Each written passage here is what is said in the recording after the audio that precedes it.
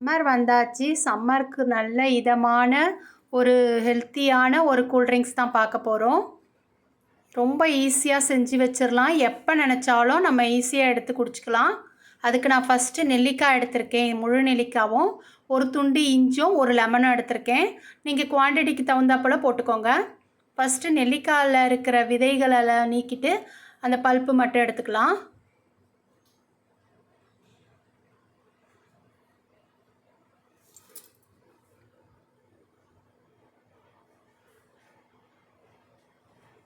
இஞ்சியையும் குட்டி குட்டியாக நறுக்கிக்கலாம், தோல் நீக்கிடலாம். நான் இதுக்கு ஒரு லெமன் எடுத்திருக்கேன்.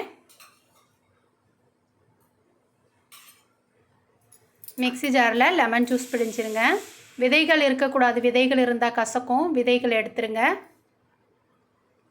இப்போ இஞ்சியும் போட்டுடுறேன், நெல்லிக்காயும் போட்டுட்டு நல்லா சாஃப்டாக கொரகொரப்பாக அரைச்சிக்கோங்க. ஃபஸ்ட்டு தண்ணி ஊற்றாமல் அரைச்சிக்கோங்க. இந்த மாதிரி நல்லா அரைச்சிரும் பாருங்கள். இப்போ தண்ணி ஊற்றி அரைச்சிக்கலாம். ஃபஸ்ட்டு எடுத்தோன்னே தண்ணி ஊற்றிடக்கூடாது, சரியாக அரைப்படாது. இப்போ நம்ம ஒரு வடிகட்டி வச்சு நம்ம வடிச்சிக்கலாம்.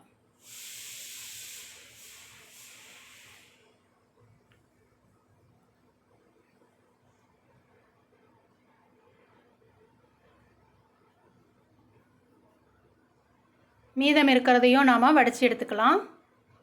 திப்பியோடு போட வேண்டாம். இந்த மாதிரி இருக்கும்போது தான் நமக்கு சூப்பராக ஜூஸ் கிடைக்கும். நம்ம ஐஸ் க்யூப்பில் நல்லா ஊற்றி எடுத்து வச்சிட்டோன்னா ஒரு 5-6 மணி நேரத்தில் நமக்கு சூப்பரான ஐஸ் க்யூப் கிடச்சிரும். நம்ம எப்போ வெயிலேருந்து வந்தாலும் உடனே நம்ம இதை ஒன்று எடுத்து போட்டோன்னா போதும், சூப்பராக இருக்கும். நமக்கு வந்த உடனே நம்ம கஷ்டப்பட்டு ஜூஸ் போட்டு குடிக்கணுன்ற அவசியம் இல்லை. பாருங்கள் எவ்வளோ நல்லா சூப்பராக வந்துருச்சு. ரொம்ப ஹெல்த்தியான ஒரு ஜூஸ் ரெடி பண்ணிட்டோம். ஃப்ரீசரில் ஒரு வாட்டி செஞ்சு வச்சிட்டோன்னா ஒரு வாரத்துக்கு சூப்பராக இருக்கும். நமக்கு வாரத்தில் ஒரு முறை இந்த மாதிரி செஞ்சு வச்சுக்கோங்க.